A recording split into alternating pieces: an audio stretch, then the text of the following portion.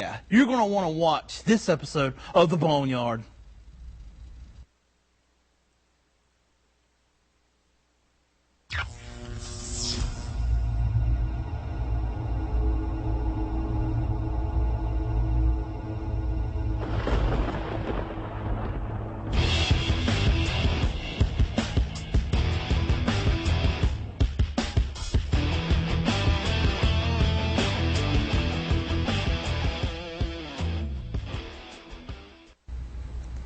Welcome, Boneyard, once again to another episode of the Boneyard Congregation. If you look around, you'll notice new faces in our congregation today.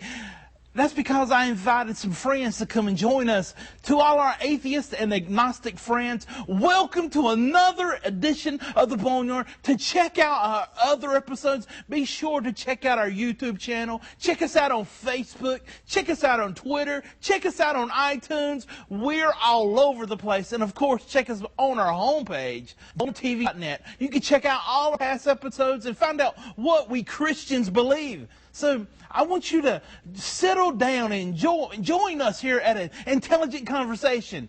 We're not going to bash you over head with the Bible. We're going to sit down and ask you to engage us in an intelligent conversation about God. See, we here at the Boneyard, we don't believe in atheists. We believe that everybody has a deep-seated conviction of who God is. Everyone. The famous philosopher Cicero, he actually was a Roman philosopher. He says that every tribe, every country, every nation, and every savage and barbarian has a deep-seated knowledge of who God is. This includes our culture, your culture, no matter where you're from. You have a study of theology. Theology is the study and the science of God. So we want you to sit down, grab some coffee, grab something to write on, something to write with, as we take a stroll down this intellectual thought process of what and who God is. See, you can cut on any radio, listen to any song, read any book. They all have an idea of who or what God is. Every country song, every rap song is talking about a God. See, the Bible, the Christian Bible, which is, I'm going to go ahead and warn you, atheists and agnostics, that I am slanted towards believing the Christian Bible, believing the one that they call Jesus the Christ. And I want you to pull up a chair. Let's have a nice conversation about this as we talk about this, that Jesus is God. Say, you might be saying, well, you're a fool to believe those things. You might be crazy. How can a guy good looking as you believe something like that? I'm so glad you asked. So let's start this little conversation believing with 3 points. We'll start with 3 points. I'm going to give you 3 points, agnostics, on why you do not exist. Why atheists do not even exist. We can start with the story of Gaius Caesar. He had a nickname, it meant little boot. And this Roman emperor, he raged against God. He was an atheist. Well, actually, he believed that there were gods, but they weren't concerned with human affairs. And he actually would show up in public dressed as Zeus, and he would dress up as different gods and actually rage against God. He would shake his fist in the public, and he says, I am God, worship me. And he would mock the many gods of his culture. However, history shows us that late at night, when Gaius Caesar was in his bedchambers, about to go to sleep, and he was about to drift off to sleep, he would hear the rumble of thunder, and it would shake the palace. And this once raging atheist who stood up against the gods and rile at God and profane the gods would jump from his bed and crawl under in a fetal position, screaming in terror. This raging atheist was still afraid of God. See, maybe you atheists, maybe you're afraid of a God. Maybe you're raging against God, and there might be reasons. But let's start with point number 1, why I believe there is no such thing as an atheist. Number 1 is creation. As you heard from the teaser earlier, no, I didn't wake up this morning. I don't even drink coffee. Don't really like it. Didn't pull back the window shades, and I didn't see my trash can evolve into a truck. Because evolution is just that. It's a theory. It's a fairy tale. You might say, well, your Christian Bible is a fairy tale. Well, before we get into all these arguments, I don't want to come across as arrogant and snicker at your beliefs. But actually, atheists, it takes more faith to believe what you believe than what I believe. Atheists, you want me to believe an intelligent human being who has reasoning, who can sit down and think things out, that nothing exploded and created everything? Surely, atheists, you're playing a joke on me, that you can't be serious, that the goo went to the zoo and created you. That doesn't make any sense. Atheists, let's begin here. We know that Picasso was a great painter, that he created many great works of art. We've seen the evidences of his creations. We know that Picasso existed because history said he's existed, and we have the evidence of the paintings that he created. How about this, atheist? You see, this nice shirt I've purchased, I have not met the creator of this shirt. It was sewn and created and designed. But I've not met them, but I can see the evidence of them by the shirt I wear. Atheists, pull back the window or look out the window wherever you're sitting, or maybe you're outside already. Look around. Look at the evidence of the intelligent design that you see. That is the evidence of an intelligent creator. Tell me, atheists, can you create a cow? How would you make milk? You would need a cow. Human beings, we can't create milk. We can't create milk exactly how the cow does. We need a cow, so we must create a cow.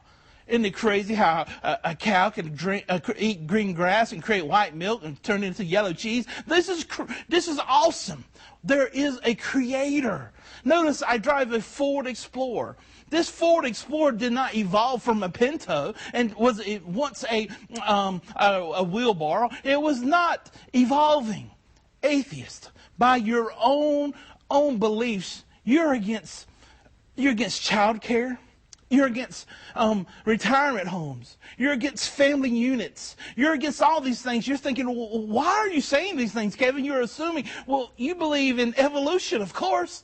So you believe in survival of the fittest. You do not believe in raising children. That's another mouth for you to have to feed. You're stronger than that child. You're against adoption. You're against raising children. You're against retiring people in retirement homes. You're against assisted living. You're against those things because survival of the fittest. Right, atheist?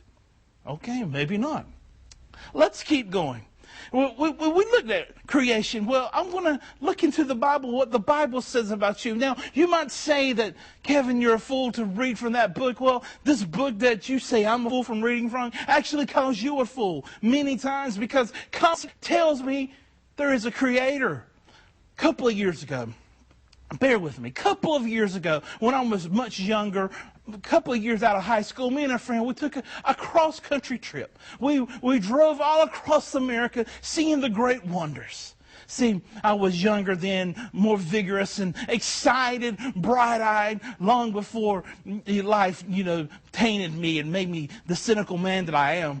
So, as we're going cross-country, me and my friend, we came across this mountain. Oh, it was a beautiful mountain. I wish you could have been with me, atheist.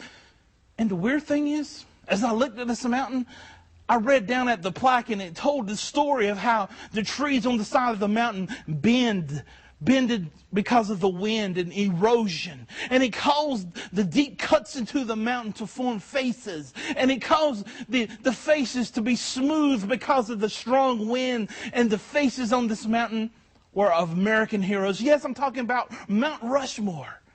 You're thinking, Kevin, you're picking on my intelligence now. You're taking me for a fool. You are insulting my intelligence.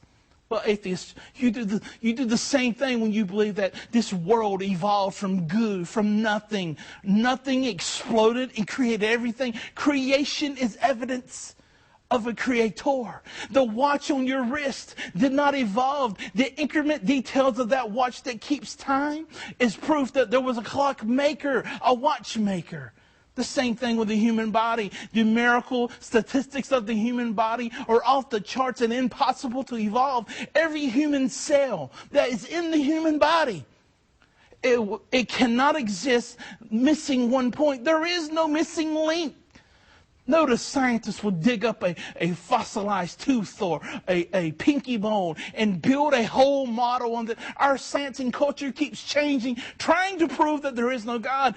Atheists, what is in this book that causes you to fear? Why won't you believe there is a God? Let's reason together, sit down and have an intelligent conversation. There is proof there is a God in the creation around you. Romans 1:21. They became futile in their thinking. Atheists, are you futile? Are you dumbed down in your thinking? You obviously see there is a creator. So atheists, if I can still call you an atheist, maybe I can call you an agnostic now. Maybe there is so much proof and it's overbearing that there is a God. So to be an atheist, you have to have knowledge of every scientific thing to prove there is a God. You must know how deep the ocean is, or how much snow are in the vaults of heaven. You must know the secrets of the earth. You must know the circumference of the ocean. You must know how deep and how wide the deepest wellspring is. Tell me, atheist, if I can still call you an atheist, you must be called an agnostic. An agnostic is someone who doesn't know that there's a God, who knows there's a God, but doesn't know who this God is.